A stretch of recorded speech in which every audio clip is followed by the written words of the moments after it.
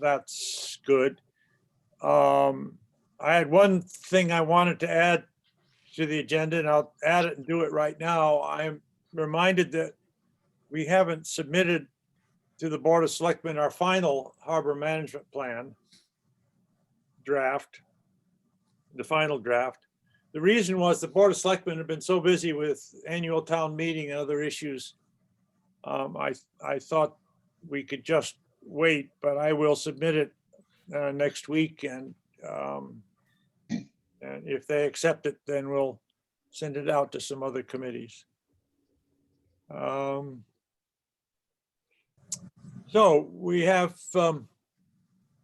two items on the select board agenda, one about the Curley report, one about dredging. And I thought we ought to just spend a couple of minutes talking about how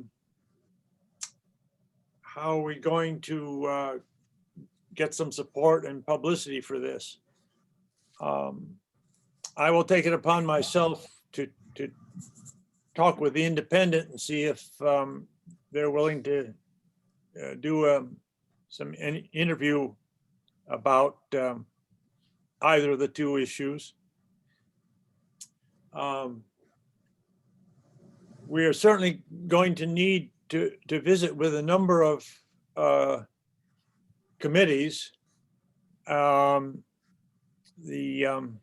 Shellfish Like Advisory, Tom's coming on.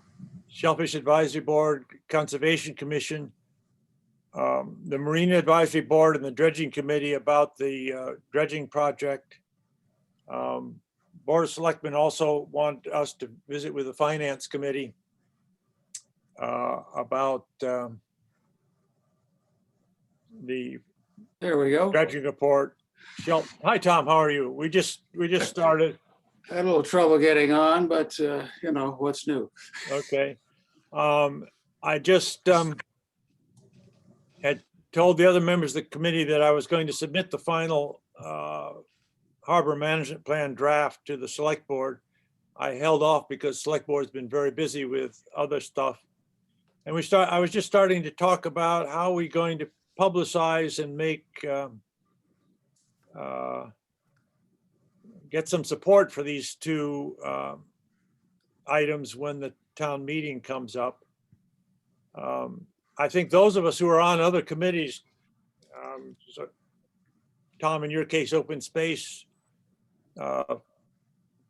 please feel free to spend a few minutes and discuss with the open space committee these two agenda items. I don't think they will want to take a position on them, but if they want to, that's fine.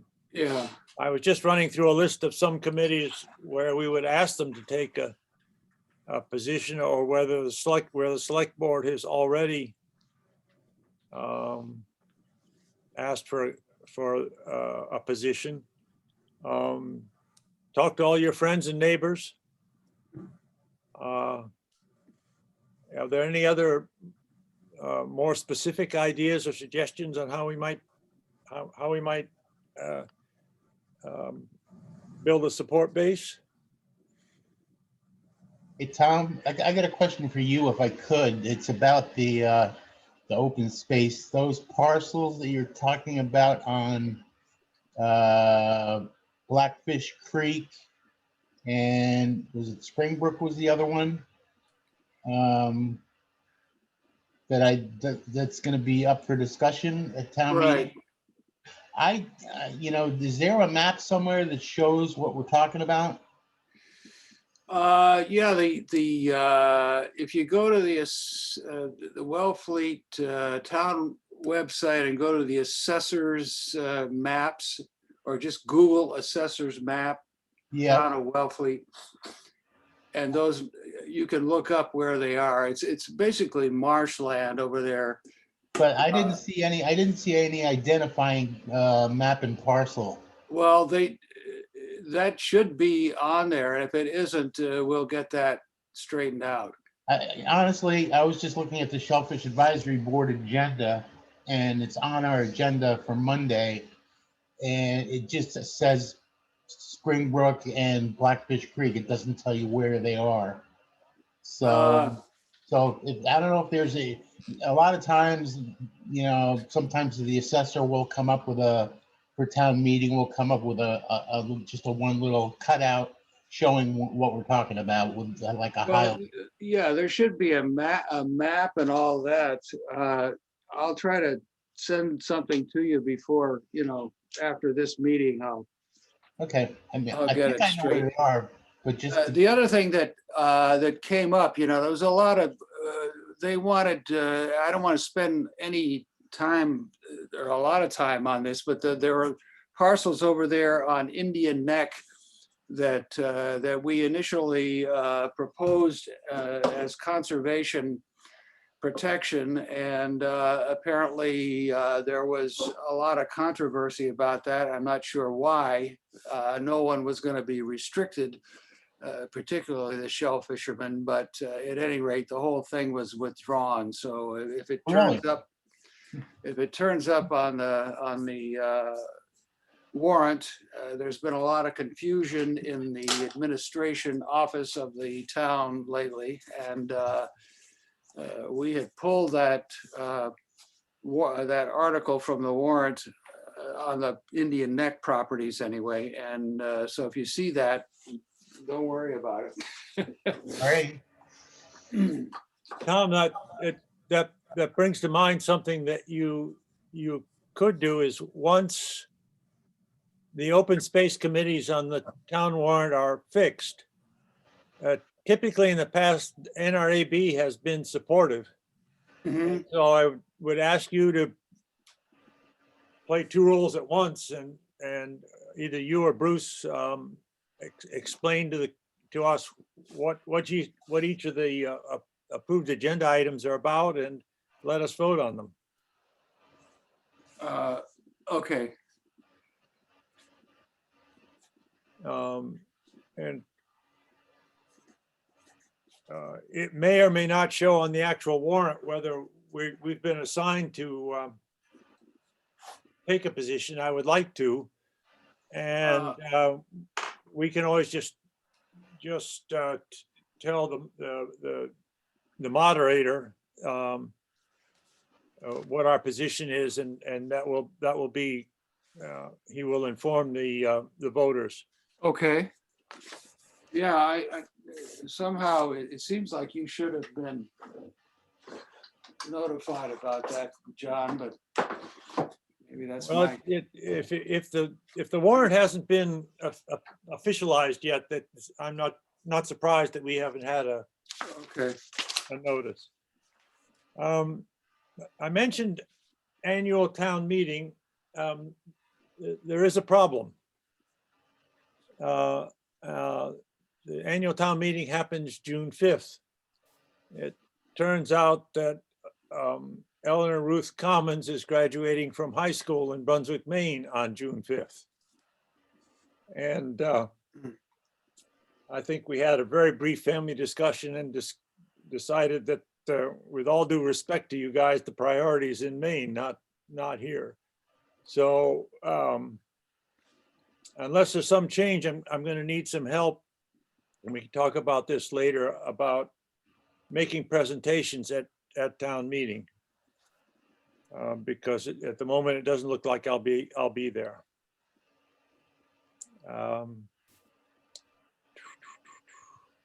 So June 5th is the date, right? June 5th. Yeah, I think they're trying to have it outdoors because of COVID. I wasn't here for last year's either, so I'm not sure exactly how it's going to work. It worked great last year. We had a beautiful day, but everybody was, socially distanced, and Dan had a good PA system, worked very well. Did any people show any slides? Were there any visuals? It seems to me they did have some sort of a setup for that, but I don't remember specifically. I'll find out if that's going to happen this year, because if we could have, for each of our items, 2 or 3 slides that explained what was going on, that might be helpful in swinging some votes, or at least educating people about what they are voting about.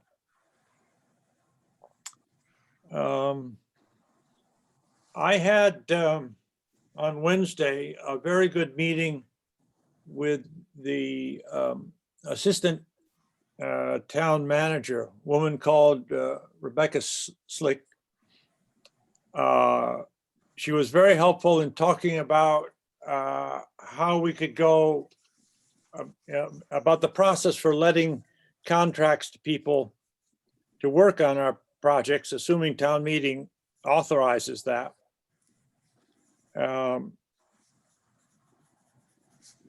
In terms of, for the harbor survey, I'm still wrestling with exactly what we want to do.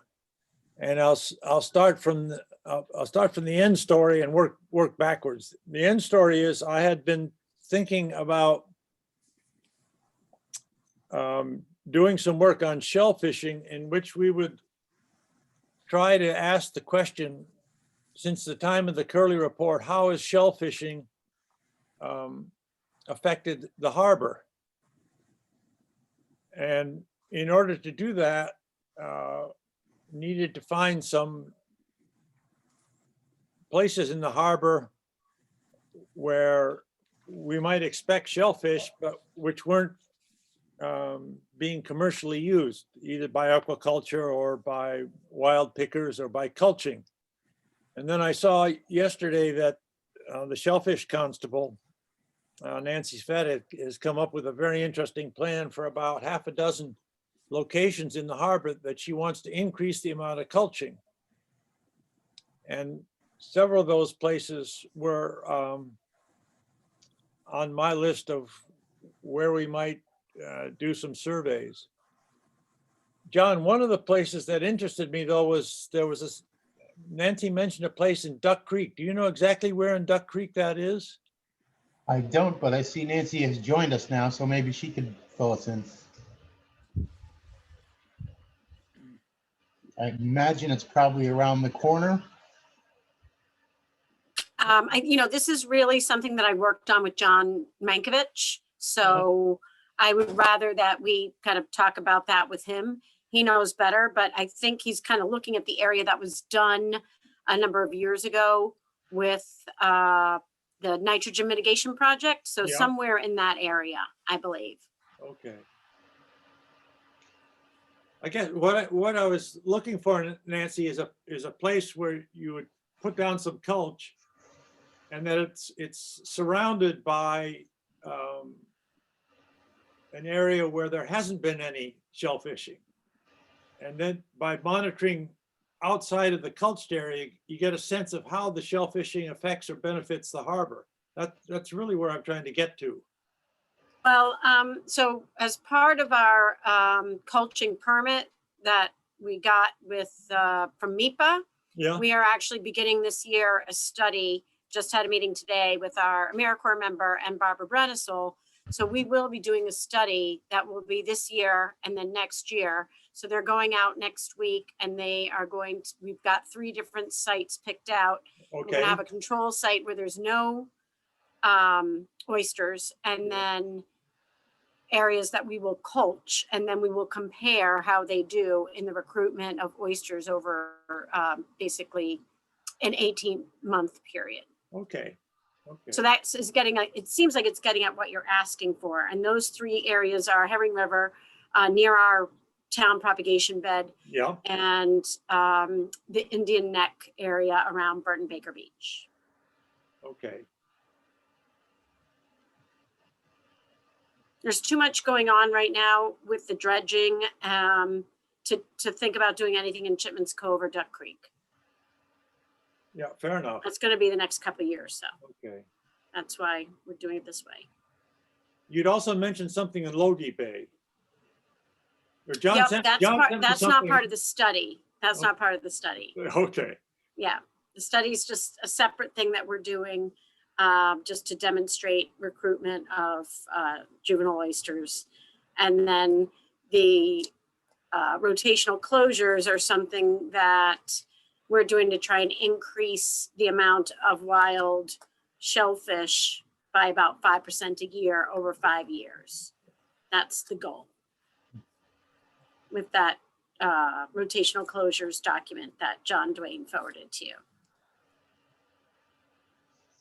Well, that's good. I'm very interested in this, and if we can find a way that we can help or cooperate, that would be great. Thanks. Because as I was saying, if you, back when the Curley report happened, there was no aquaculture. I'm not even sure there was culturing much going on. So that the harbor Well, completely if changed. you look at the takeaways that John Dwayne sent around, I think that both were happening actually. I mean, culturing goes back 100 years, goes back to the Yeah. 1920s, I think, Mhm. just from the Belding report, Yeah, where they were doing it, they were trying it. yeah, And I felt like when I read that 2-page document that John Dwayne sent around, mhm. you know, if you read those, you know, recommendations, it really seems like, yes, there was aquaculture going on, and one of the goals is to get rid of illegal grants. And then there was definitely culturing going on Okay. because it talked about where to do it. So Those must have been the from the Curley report. yes, sorry, Yeah, the takeaways. right, from the yeah, Curley okay. report, No, I've got you. Fair enough. I guess part of what I'm getting at, just for everybody, is there is some merit in just repeating parts of the Curley report, and I think particularly that's going to be true about fish, because what has happened over the past 50 years is the water's gotten warmer, but the town has done a lot of work to try to improve harbor water quality. There's been a lot of work about avoiding stormwater drainage. Title V septics are everywhere, or not quite everywhere, but in a lot of places. Steps like that. So it'd be useful to have a long-term monitor of what's going on in the harbor. It's just in terms of shellfish, it's more difficult because you've been so active. You've been doing so much good stuff. It's hard to keep up with you. Ha, Well, I only just started. Good for you. I love it. something I thought about with shellfishing is measuring. So you want to try establishing baselines and measuring things. Curious to know if there's a way to gauge how much acidification of the water is impacting the calcium in the shells. You know, is there a way to measure if the oyster shells are getting thinner over the years, more brittle? And I don't know. I mean, I feel like that's going to be something that we'd have to get done in this report in some way. I mean, I think any feedback that we can give Owen, he was amenable to. And then I know that the Center for Coastal Studies, I think it was last spring, maybe I helped identify some areas where they were going to do pH monitoring. So we will There you go. certainly be able to access that data at some point. So yeah, water chemistry is obviously going to be a part of it. The other thing is, you know, specific to Wellfleet Harbor, is there a way to gauge how much the sea is actually rising, you know? And I was talking to Ethan Esty about that. He's mentioned that there's a couple of concrete like tubes that were sunk over by the corner of Blackfish Creek, where Old Wharf Road makes the first time you come up to where it's open there. And there's a couple of pipes that are in the marsh there that are supposedly permanent. That's going to be some way for that particular area to see how high the water is coming over the years. So that's one place. And I'm just wondering if there's a way to figure out, you know, that seems to me, of all the things that you could get out of a harbor study, if we could actually tell quantitatively how much the water is rising, that would be helpful. The Audubon has marked that out in their at the Audubon property. They have those stakes projected where the water will be. So that they seem to have done work on that. And That's the Audubon at the sanctuary? At the sanctuary, yes, there are posts indicating where they expect the high tide mark to be 10 years out, 20 years out, et cetera. Hmm. So they must have done some study on that to, Well, I think what they did is they're using data from one of the federal agencies, I'm not sure which one, that looked at, best case, middle case, and worst case scenarios, based on previous data. And that's how I think they set it as a middle case thing. And if you could walk down there, you can see it's pretty, pretty impressive, actually. yes, it is. Another thought I had is if you're setting up to look at the health of the harbor long-term, what's in the harbor all starts out by eating something green. The small bait fish eat stuff that thrives in off the salt marshes. Shellfish, as I understand it, eat phytoplankton, kind of green algae. So I was wondering, another approach which we might look into is to see if we could put up some monitors. If we talk about water quality, they're measurements of temperature, they're measurements of nitrogen, they're measurements of acidity. But it'd be good to measure also the biological productivity of the harbor water. And I talked a couple of months ago with Amy Costa about that. There may be a way to do it, but it's worth thinking about. I guess my thinking is there's a lot of things we could do about shellfishing. It needs a lot more discussion. It's a lot clearer, I think, what we can and ought to do about monitoring the fish populations. Owen has already got some work going on with the Friends of Herring River about the bait fish. We've got some people interested, more than one person interested in doing some work about sport fish, or what I call sport fish, such as blues and stripers. From the conversation with Rebecca Slick, I think we could see a way to proceed forward. So that's where my thinking is right now. We'll discuss it over the next meeting or so, but I'm inclined to move forward with a basic fishing study and keep talking about what would be most useful for shellfish. Just because there's a lot more options that way, a lot more going on, and therefore it takes some more thinking. John, I'm unclear on what is now being monitored on chemistry of the water and what we're proposing be included in this study. Is there any group that is now monitoring the temperature in the harbor, the oxygen level, salinity, alkaline? Is that done at all by anyone? Yeah, Who- the Center for Coastal Studies has been doing a lot of this, And it's available, they have the data on that. and they have data on their website. The person who does the work, Herb, is Dr. Amy Costa. Okay, I guess the other person I could check for you is Scott Horsley, who's working with the wastewater committee.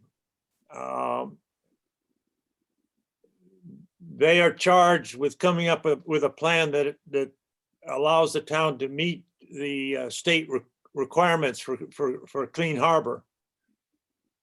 And this requires a good monitoring program. So I can find out from either Amy or Scott exactly what's going on. But you could start with the Center for Coastal Studies website.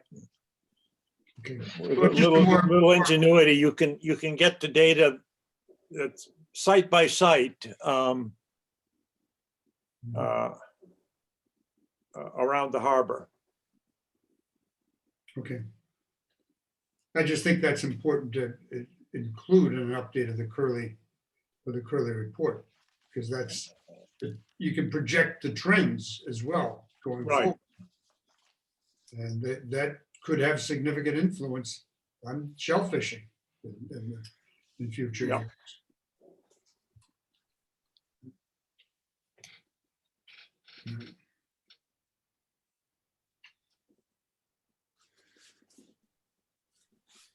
Nancy, you just had a comment which I couldn't read the whole thing, so. Oh, I think, we do water quality sampling with the state for fecal coliform. So we'll have that data that we can share at some point, or it's just readily available by the state. And then the state also does phytoplankton collection, I think, every month at the boat ramp. And that is indicative of there are any potential harmful algae blooms. And then the county also, you can go on to the Barnstable County water quality monitoring. You can just Google that and it will bring you to a page where Wellfleet Harbor, I think it's over on the L Pier, has the county also has that measures, I think, water temperature, and I forget what else, but I think they might collect other data. It just might not be right there online. But so the county, Barnstable County also, Barnstable County Extension might Right. also be another source, Herb, of data on Okay. water. The Thank you. phytoplankton, is that quantitative or is that just looking for bad actors? I don't know. I'd have to ask.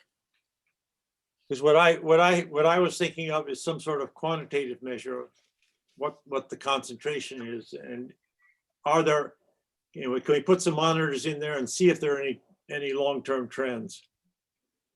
If it sounds like they're just looking for bad actors, but Yeah, they definitely are looking Oh, for yeah, bad right. actors. I don't know whether they look for, other stuff or not. But I can find out. okay.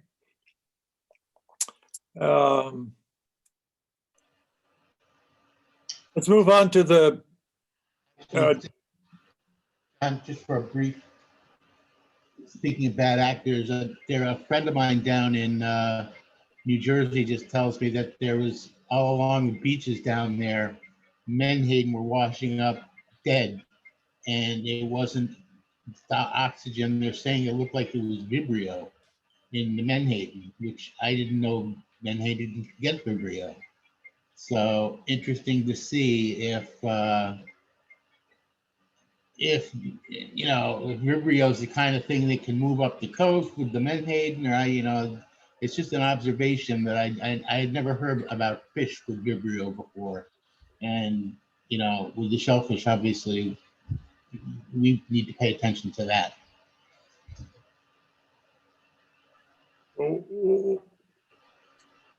we mentioned in our harbor report that with warmer water moving north, we're likely to get fish, shellfish, crustaceans from further south, and that could be a problem.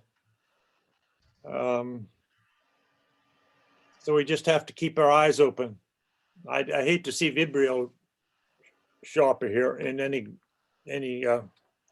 greater amounts. Yep, just an observation. Well, but as the fish swim, New Jersey isn't that far away from Massachusetts, unfortunately, particularly with the canal. Yeah. May I ask a question? Sorry, I have a question. I've seen. Who has the question? Jude Ahern, I have my hand. Oh, hi, raised. Jude. Yes, please, Hi. go ahead. Just for clarity, do you have two articles before Yes, on the warrant? Yes. Yes, okay, so one is 25,000 for the black custard, right. and the one you're talking about now, or maybe not, or whatever, is the 60,000 for the study of the flora and fauna, is that correct? Correct. So, and then you're talking about this harbor report that I think is still in its draft form, correct?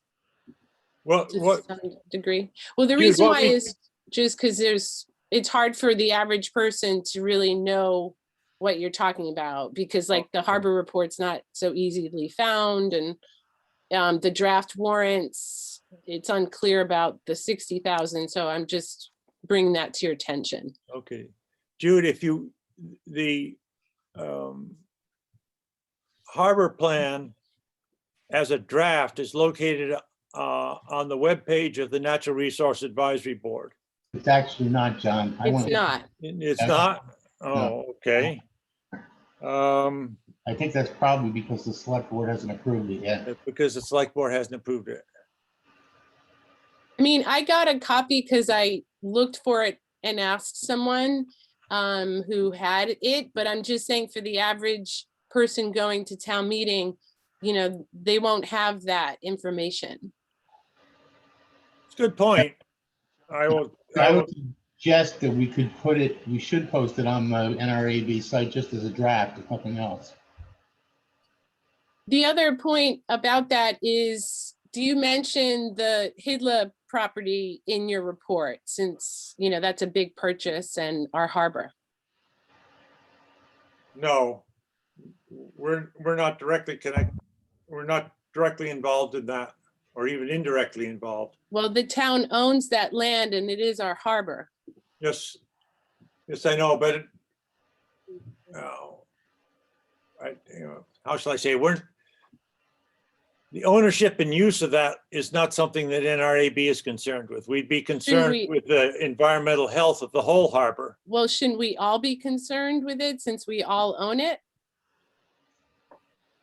Well, I think I take the point of view that in terms of use, we own the whole place. Right, Because so if if what- it's being used for If you take- shellfishing, If you think about septics, what comes out of a septic, if it ends up in the harbor, affects the whole harbor, and it doesn't make any difference who owns it. And our concern is with the health of the whole harbor, and the use of it, right?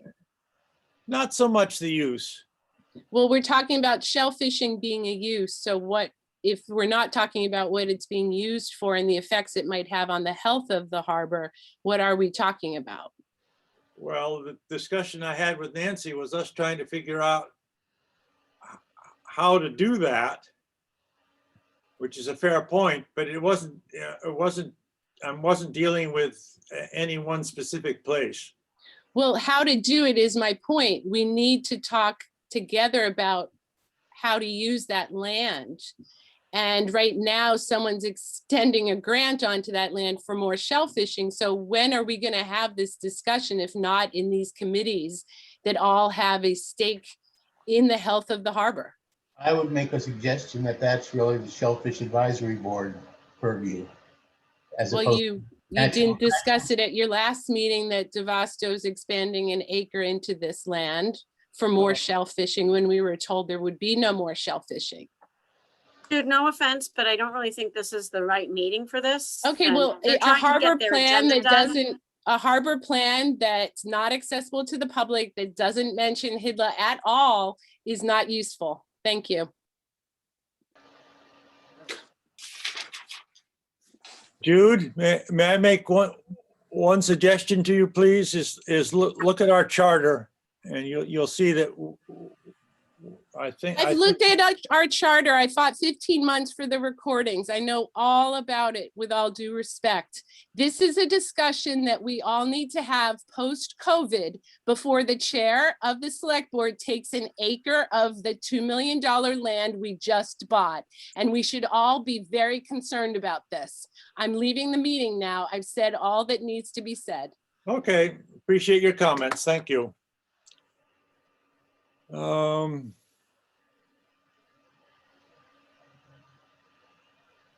Dredging.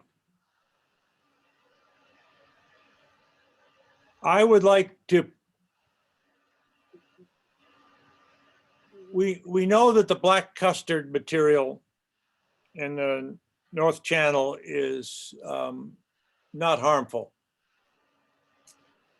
We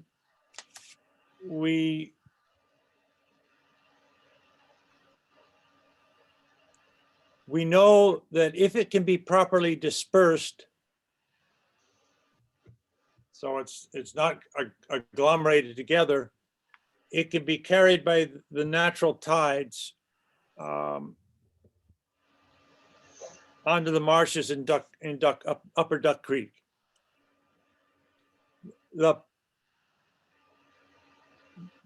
problem is really one of finding out how to do this in a practical engineering way. And what I'm proposing to you all, and I talked about this a good bit with Rebecca Slick, is that we begin to go out and ask companies who can do both some of the science necessary to see how this material can be dispersed and the engineering to make it happen in a practical way. This is something that's beyond the capabilities of any of us on this committee. So if you agree, what I would have for the next meeting is a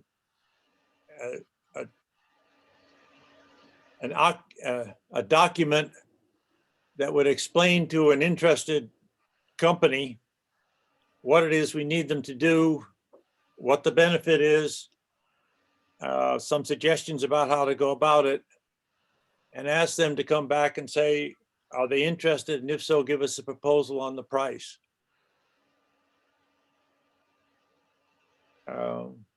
Well, Thoughts? don't we have to consider the state regulators and so forth before we proceed with anything, John, or? Well, to do any, there's two ways to answer that. There are two levels. One is that part of the conversation I'd like to have with a company or outfit who might do this work is to make clear what permits we would need. But none of this, which I'm proposing, is a field trial.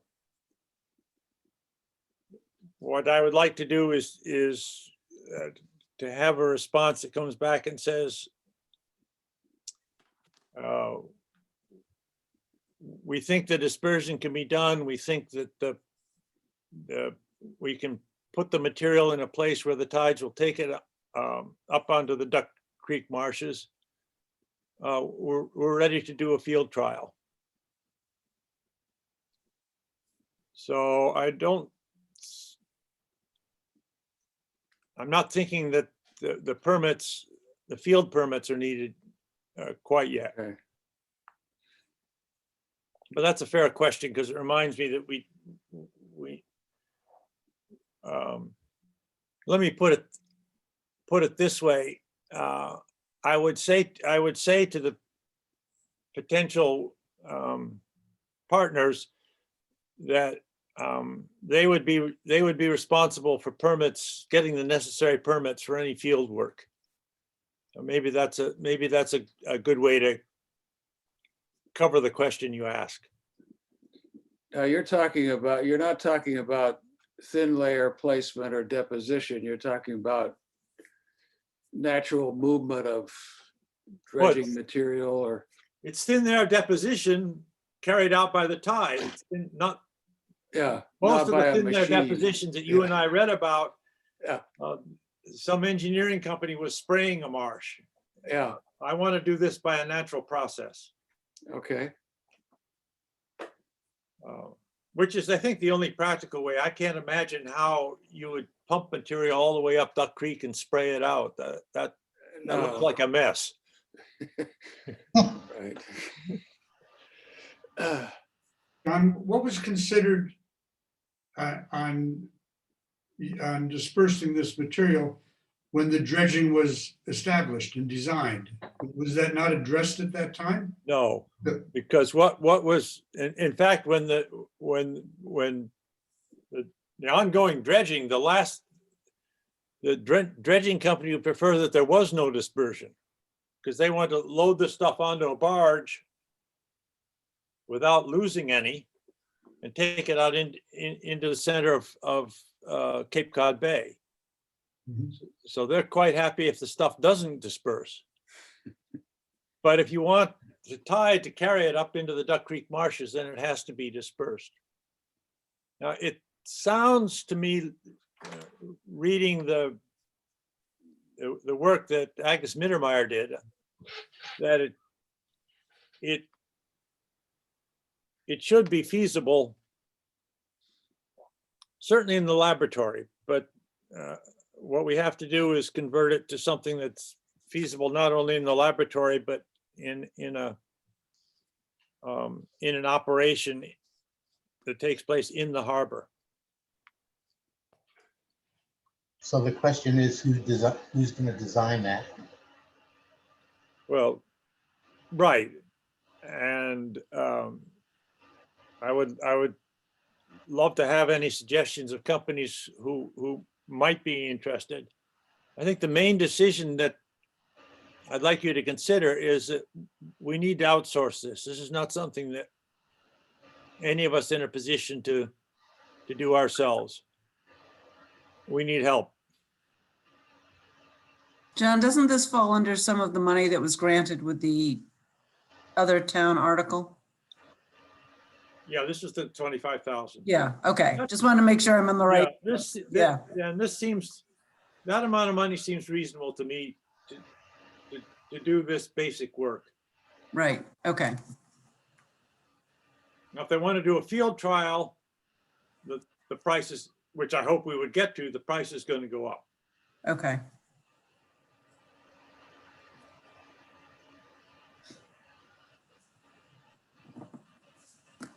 Are we, So it's who's the Yeah. best resource to give us leads on this is where we're, well, I've got a few ideas myself. I'll okay, keep asking around, but if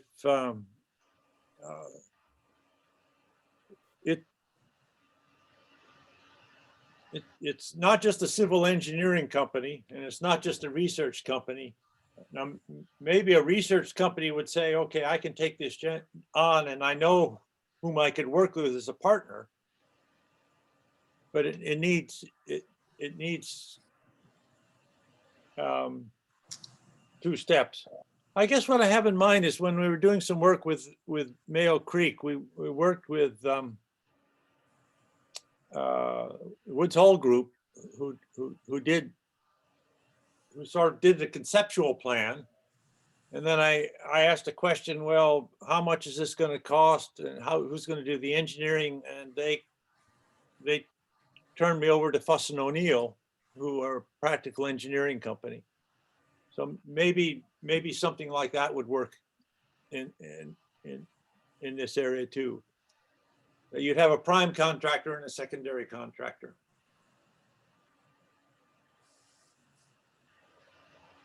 Nancy, That would be fine you with know, me, John- as long as I only have to work with the prime contractor. I don't want to choose the secondary contractor. That's what outsource means. John, do you know if any other communities on the Cape have looked at this? Not to my knowledge. didn't we say Bourne had done some? Or am I thinking of the reefs? Seem to recall something up Cape.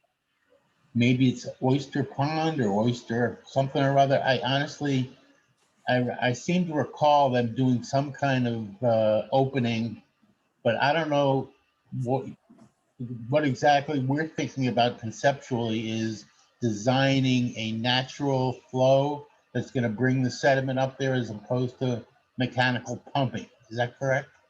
Yeah, Tom had turned up some information about pumping in Narragansett Bay, but that's what we're trying to avoid. Mhm. If the,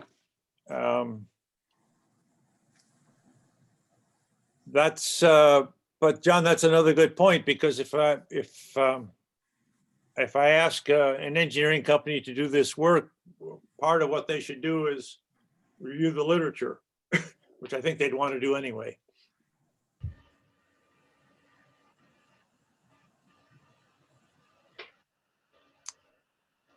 Should we go ahead? I have a question, John. Yes, ma'am. So I just want to make sure I'm understanding correctly. Basically, this article is to do a study to determine the feasibility of this type of a project, both logistically and transporting, how to transport the sediment, but I would think also ecologically as to, what would happen, increasing the level of the salt marsh, which is eroding, and just, I think that this, so first of all, am I understanding that part correctly? Basically, yes. Okay, and then the other thing is that I think it would be important, like I know you're gonna come to Shellfish Advisory on Monday and talk about this. Yeah. And I think it's important to have feedback from the shellfishing community, because it's a premier kind of winter fishing area. And, I'd wanna make sure that that this study looked at potential harms that it might do. The I don't know premier if it fishing- would or not, but just, like burying oysters or something like that. By premier fishing, you mean people who fish upstream and Shellfish. downstream of the railroad dike? Yeah, and it's like that, it's open on December 1st, and it's kind of like, it's an area that the shellfishermen, really look forward to. It's only open for like 4 months out of the year. So I wouldn't want, I'd want to make sure that whatever this study was, an engineering plan came together, that it was looking at if there could be any potential adverse impacts. I think that's what the shellfishing community would care about. Of course, the ecological restoration, the benefits of building up the marsh grasses is really important, and everybody would get that. But I think it's just, we want to make sure that we address the potential negative impacts, and I would hope that that engineering study would do that. Okay.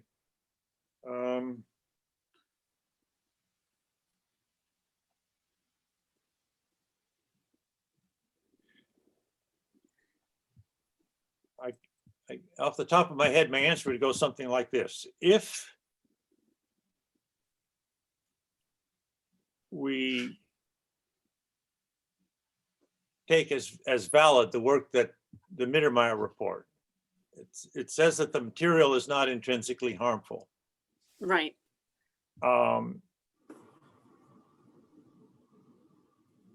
It's material which would normally be carried upstream. So the risk is, and most of the material would go where the tidal channel is. So the risk that would have to be considered, this is a fair question, I mean, I'm just thinking about how to ask the question, is would there be on the flats on either to the east or the west of the tidal channel, would there be an excessive deposition relatively upstream relative to the taking downstream as being the marshes over near Route 6? That's a fair Well- question. I mean, I'm just trying to think of how to phrase the question. Yeah, I mean, I think that as long as it's framed for the consultant that comes in to study and propose, an implementation plan, as long as that's factored into what is being requested of them, just if there's anything that would just, what I just think of as burying oysters, but, of course, it's the balance of harms.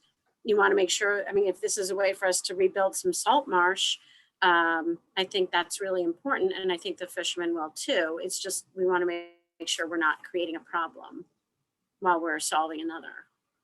I think you're familiar with the work that the modeling work, which was done for the Herring River, about how sediment deposition would take place. Works for Woodhill's group. Who's the guy that did the modeling work? Bosma? Yeah, the sediment transport. Sediment transport. Yeah, that it goes upstream. Yeah. Yep. So that would have to be part of this project. But now connected with Duck Creek.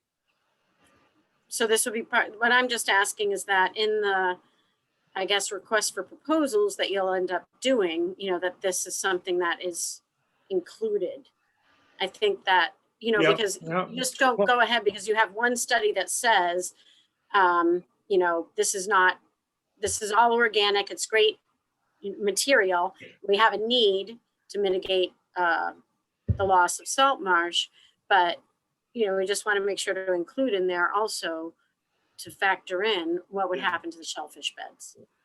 And hopefully nothing, and it's just a great solution all around. But I think it should No, be. it's a fair question, and it's answerable. Okay. Some of the other questions I've asked, I'm not sure they're answerable. This question's answerable. Mm.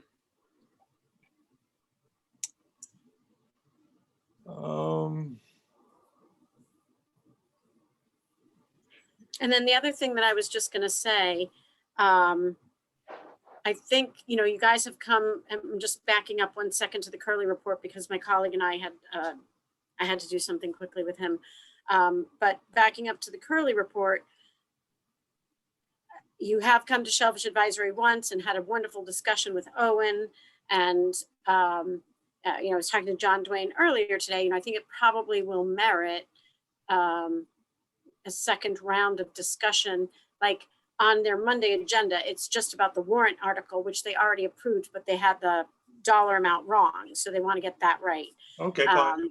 But, I think that it would be worthwhile to try and get some community conversation about input, because you were saying that the shellfish, has a lot of other needs of questions that need to be answered and things that we want to monitor for comparison than the fish and the water issues and things like that. So I do think it'd be worthwhile to have like a larger discussion again with Shellfish Advisory Board before that RFP goes out. So that's just, I think it'd be worthwhile to do that again. And I'm happy to, send it out when we're ready. Thank you very much. You're speaking to the converted. I Yeah. agree with you entirely. All right. I mean, the way I would phrase it to myself is I don't see us being able to do anything useful about monitoring on shellfish without your input and the SAB's input. We just don't know enough. Whereas on the fishing area,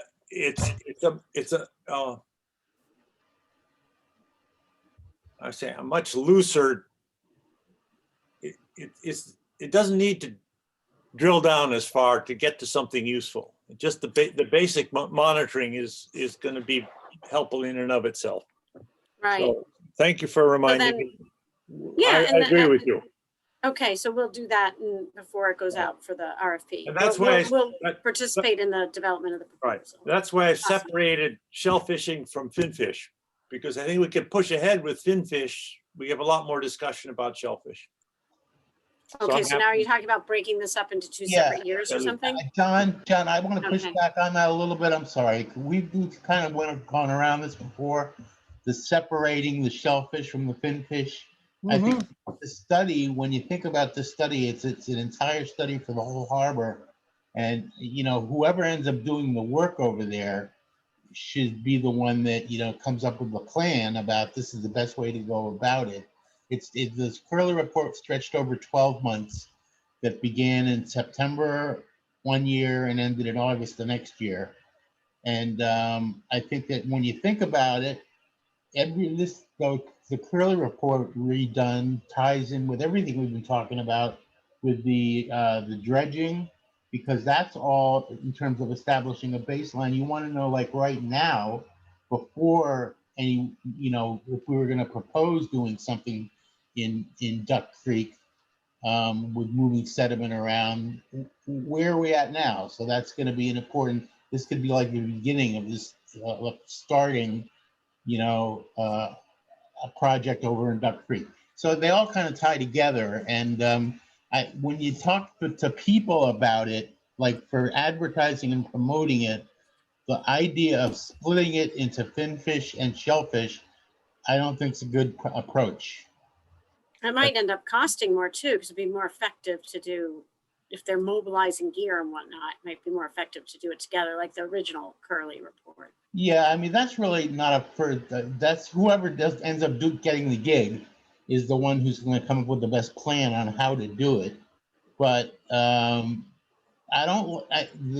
approaching it like we're going to start one and then move to the other is not going to help get the whole thing done as one. It's one long project, and we still need to figure out whether or not that, I'd love to get it going this September or whenever would be a proper time to do it. However, it may end up being that because we're going to be doing dredging or because it may not be the right year to do it. Who knows? I mean, that could be the determination of somebody who goes out to bid.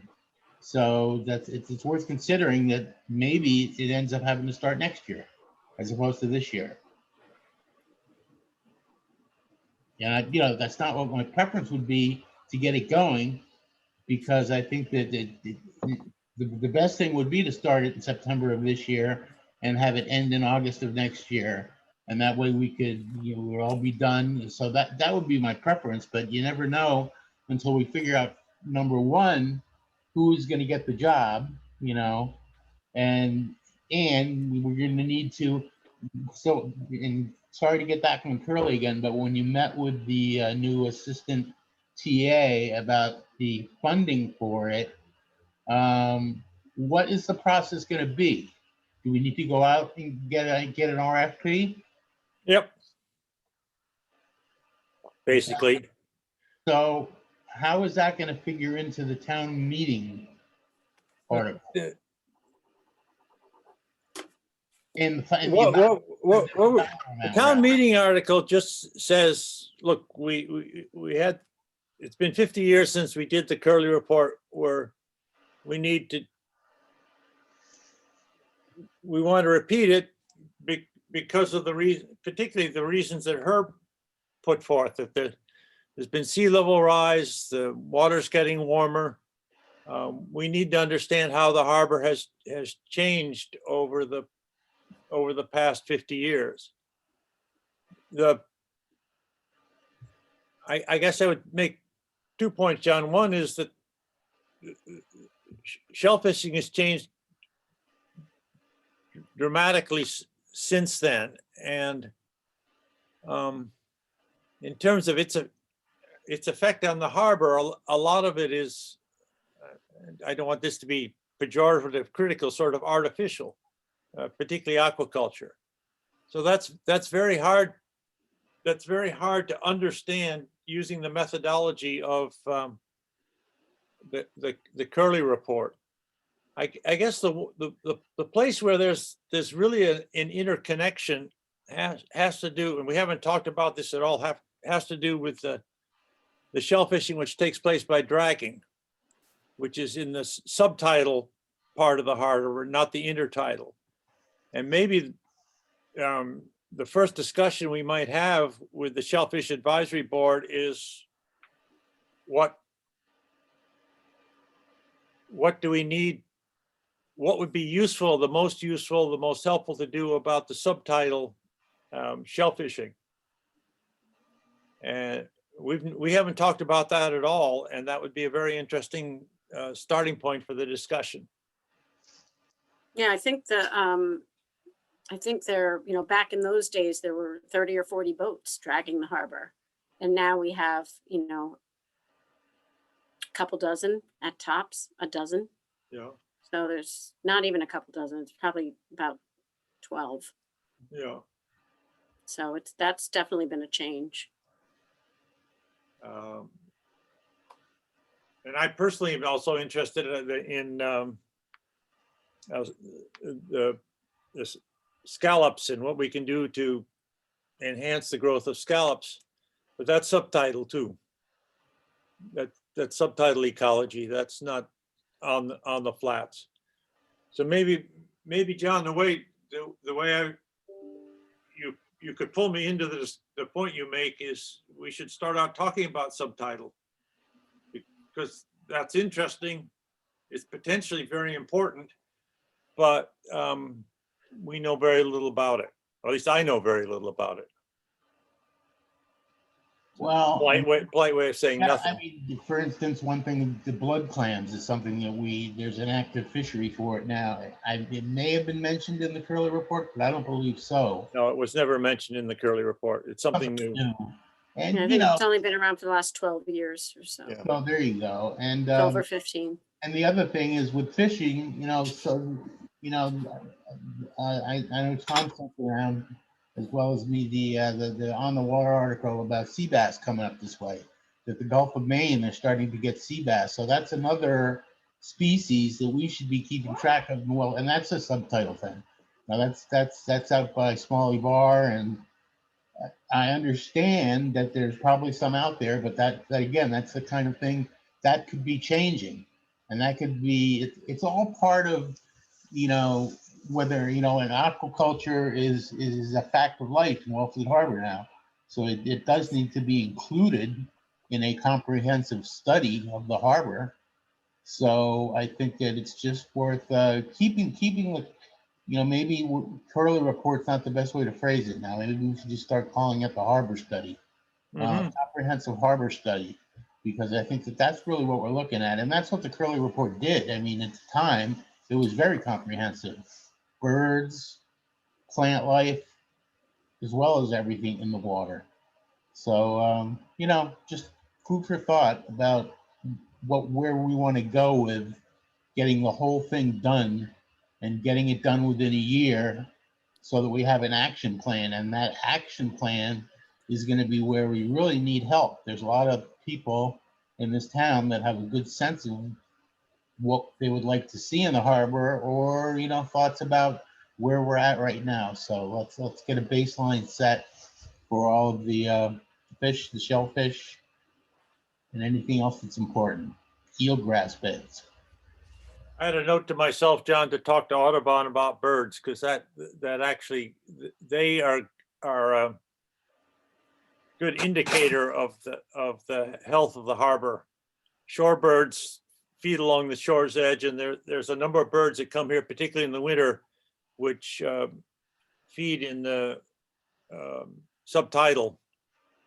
They dive for fish, they dive for small crustaceans, and they might be good indicators of how things are going. Yeah, I did get a reply from Bob Prescott about the sea bass, and he says they do have some interesting stuff that's been going on at Audubon that we could use. And it was a study he did, and I honestly forget what it was called. Okay. So I guess I've got two action items. One, in terms of dredging, is to come back with the first draft of a proposal for the work that we need doing. And in terms of the Curley report, the first action item is to have a more detailed discussion with the Shellfish Advisory Board. That sounds great. Not like I'm on the committee or anything, but just from a shellfishing point of view, it's appreciated. That's on the agenda for Monday, for anybody that we'll be talking Okay. about. But that's just really the warrant article. I don't think, because we have like 9 to get through, so I don't know that we're gonna be Yeah, able. I know. It's really a larger conversation about it. And then I So just we have did to- want. We have to set that up down the road. Yeah.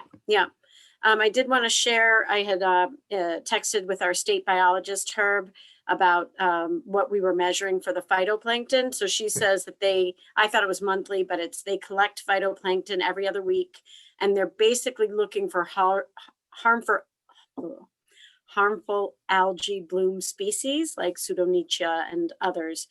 And those get counted. And then when the cell numbers get high, that's a trigger to monitor the area more closely and potentially close the area due to the biotoxins. So Right. that's all they're doing Right. with the But bi-week or bi-monthly. That's important. What I wanted is to be able to start tracking now and still be tracking 10 years from now and see how that's holding up. So different question, both useful. We have some documents to approve. Thank you. I appreciate you. you listening. Yeah. Thanks so much. It's always good to have you on board. Great. Thanks.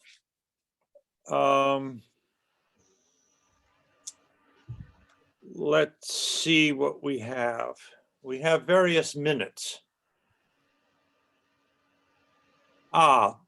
The minutes of December the 10th, 2020. They have been reviewed by us. But with Christmas holiday and worrying about other stuff like COVID, they never actually got posted. So I would like a vote I don't think we ever voted on them. So I would like a vote to approve the minutes of December the 10th, 2020. They need to be posted. Moved. Second, Second. all in favor? And I was not on the committee. Yeah, you weren't on the committee, so I remember that. That's a 3-0 vote. Yes. John, a couple of those minutes I sent back that had typo corrections, just, Thank you very much for doing that. I have the minutes of March 18th as corrected by Laura. You correct, Herb? Yeah, I did. Spelling, Herb, all right, there you go. All in favor? As 4-0. And the minutes of March 30th, which is our last meeting before this one. Also as corrected by Laura, thank you. Motion to approve. So move. I'll second that. All in John's favor? hands up. All right. everybody, Aye. That's 4-0. And the other thing is that at our last meeting, we talked about a striped bass letter, and John had made some further revisions to that. And I move that we authorize John, if he hasn't done it already, to send out the revised striped bass letter. I believe it's already posted on the NEFMC website. So it's already We been better sent. vote, we better Well vote done. yes. Yeah. Well, I'll second your motion anyway. Go for it. Okay. And that's 4-0. Interesting meeting. Didn't end up quite where I expected, but very useful. John, as far as I know, I'll be able to meet with the Shellfish Advisory Board on Monday. It's 11. You got that It's change. 11. The only thing that would hold me, I may be in Maine at that time, but I told Linda I would have my computer with me, and that will let, I can get on Zoom from Maine as well as from Massachusetts. It's There you go. 11 in the morning, is it? It's 11 in the morning, yep, and I think we're up you should be up probably pretty much right away. And Okay, fine. if you're pinched and you don't want to do it, I can probably, after today's discussion, I could probably cover for you. But I'd rather have you do that and I'll do the Curly report. I'll be glad to do the dredging. You do the curly. That's a fair trade. All right. Anything else, guys? Interesting meeting. Thank you all for participating. Have a good weekend. Okay, John. Thanks, Thank you. John. Right.